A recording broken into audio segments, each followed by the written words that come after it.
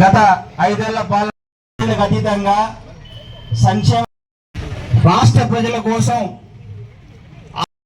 రాష్ట్ర ప్రజలకు అందించినటువంటి ఏకైక ముఖ్యమంత్రి జగన్మోహన్ రెడ్డి గారికి విద్యార్థుల పట్ల వారి యొక్క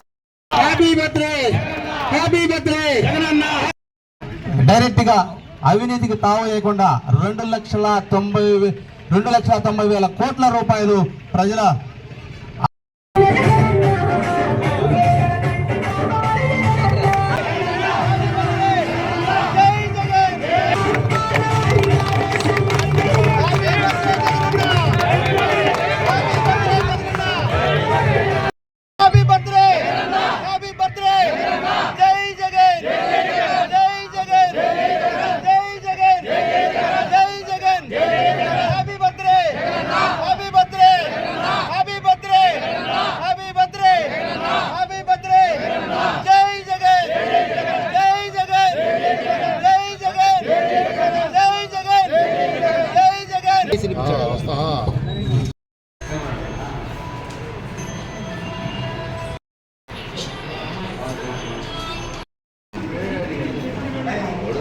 సందర్భంగా ప్రజల యొక్క ఇబ్బందులు తెలుసుకుని ఎవరికి ఏ వర్గానికి ఎలాంటి పరిస్థితులు ఏ వర్గము ఉన్నారో వారందరికీ కూడా మరి ప్రభుత్వం అండగా ఉండి నిలబడాలని అనేక సంస్కరణలు తీసుకుని వచ్చారు.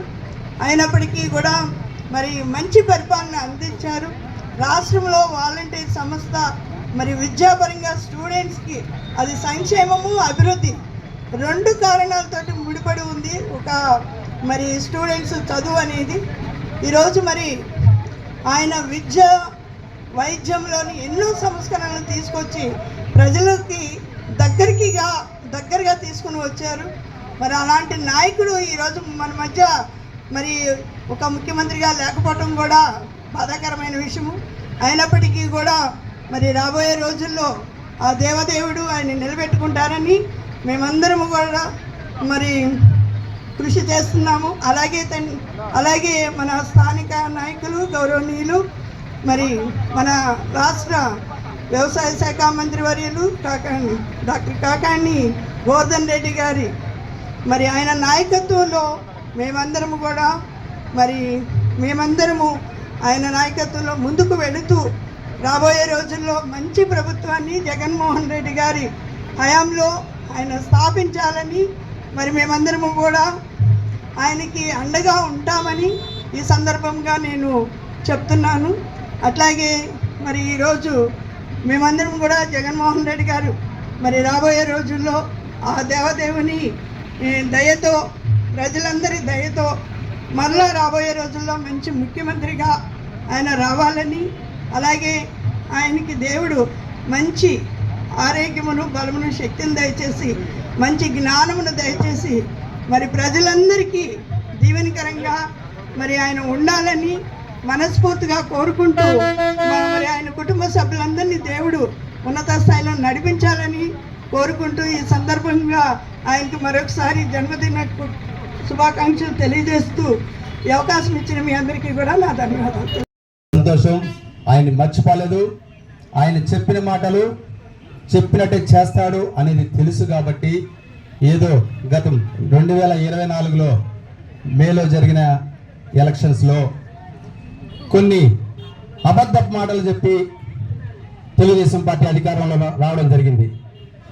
6.5 నెలలు గడిచినా కూడా సూపర్ 6 వాగ్దానాలు చేసి ఆ వాగ్దానాలను ఒక్కటి మాత్రమే పూర్తి చేసి పూర్తి చేయకుండా నడుపుతున్న తెలుగుదేశం పార్టీ వంచనను ఈరోజు ప్రతి ఒక్క పేదవాడు గమనిస్తున్నాడు.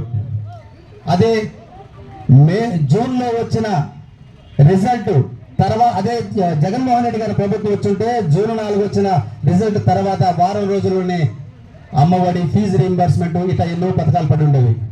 ఈరోజు పేదలకు పడుతున్నాయా? పడలా. ఎందుకు పడలేదు? వంచన చేసిన ప్రభుత్వం వల్ల ఈరోజు పేదలు మళ్ళీ వెనక్కిపోయారు.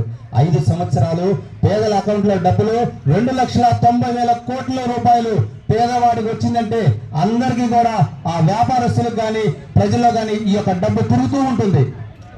అదే పెద్దవాడి చేతులకు పోతున్నాయి ఇప్పుడు డబ్బులు. ఆ డబ్బులన్నీ కట్టలు కట్టి ఇంటిలో బీరువాల్లో గోడౌన్స్ లో ఉంటాయి. గమనించుకోండి ప్రతి ఒక్కరు కూడా. ఈ రోజు ప్రతి ఒక్క బ్యాంకు కానీ అంగలు కానీ ఖాళీగా ఉన్నాయంటే జగన్మోహన్ రెడ్డి గారు లేని ఒక సమస్య వల్లే. అదే జగన్మోహన్ రెడ్డి గారు అంటే పేదవాడు సగరంగా తలెత్తుకుని తిరిగే పరిస్థితి. ఎన్ని పథకాలు! ఈ రోజు ఇంజనీరింగ్ చదివే పిల్లడికి ఫీజు కట్టలేని పరిస్థితి, హాస్పిటల్లో చూపించుకోవాలంటే ఆరోగ్యశ్రీ డబ్బులు వేయనటువంటి పరిస్థితి, ఈ పెన్షన్ 7 నెలలు కావస్తున్నా కానీ కొత్త పెన్షన్ మంజూరు చేయలేదు. జగన్మోహన్ రెడ్డి దిగిపోయే నాటికి 62 లక్షల పైచలకు పెన్షన్ ఉన్నాయి. అంటే 22 లక్షల పెన్షన్ ఎక్స్ట్రా ఇచ్చారు. ఈ రోజు 7 నెలలు కలిసినా కొత్త పెన్షన్ ఒక్కడు కూడా రాకపోగా సుమారు 1,50,000 పెన్షన్లు తీసేస్తున్నారంటే మీరు గమనించండి. పేదవాడి మీద ఉన్నటువంటి ప్రేమ ఎవరికి ఉందో గమనించండి. రాబోయే కాలంలో జగన్మోహన్ రెడ్డి గారిని మళ్ళీ గెలిపించుకుందాం. అలాగే మన ఇక్కడ పోటీ చేసి స్వల్పంగా తేడాతో ఓడిపోయినటువంటి కాకాని గోవర్ధన్ రెడ్డి అన్నగారు పొదలకూరు మండలంలో సర్వేపల్లి కాన్స్టిట్యూన్సీ మొత్తం మీద ఎన్ని పనులు చేశాడో గుర్తు చేసుకోండి. ఇక్కడ చిన్న ఒక లైట్ పైన కూడా ఫోన్ చేస్తే స్పందించే ఆయన ఈరోజు కొన్ని అనివార్య కారణాల వల్ల గాలి వల్ల ఓడిపోవడం జరిగింది. అది ఆయన ఉంటే ఇప్పటికే ప్రజలు అంటున్నారు, ఆయన దగ్గరికి వెళ్తే ఒక పని చేయమని అడిగితే ఒక పేపర్ ఇస్తే పూర్తిగా చదివి ఆ పని ఎవరికి చెప్తే అవుతుందా అని ఆలోచన చేసి పని చేసేవాళ్ళు. ఇప్పుడు ఆ పరిస్థితి జరుగుతుందా? ఒక పేదవాడు ఒక పని పోయగలిగిన వాడు ఎవరైనా ఒక దగ్గరకు పోయి అడిగితే ఆ పని జరుగుతుందా? ఆ పని ఎంత కష్టమవుతుందో చూడండి. ఆ పేపర్ చదివే తీరిక కూడా ఉండదు కొంతమందికి. అది ఆలోచన చేసుకుని మనం మళ్ళీ కాకాని గోవర్ధన్ రెడ్డి గారిని రాబోయే కాలంలో గెలిపించుకుందాం. జమీ ఎలక్షన్స్ వస్తాయి.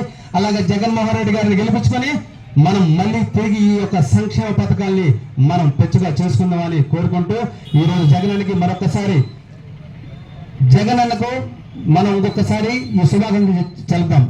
జన్మదిన శుభాకాంక్షలు. జన్మదిన